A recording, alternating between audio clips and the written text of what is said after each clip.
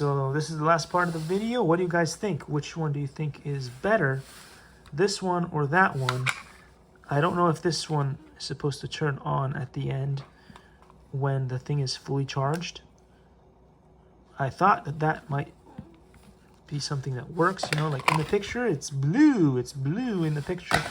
Here, there's nothing going on, so does it turn on when the thing is fully charged? I don't really know. We'll have to find out what happens there. What I'm gonna do is unplug that one and plug the other one in, and you guys can see the difference between the two devices. You see, this is sort of red or blinked earlier, I don't know. And when you put this on it, you see how this turns blue around here? That tells you it's charging, which is a good thing. Anyway, love to hear your thoughts and comments on which one you like better. But anyway, this... Likey.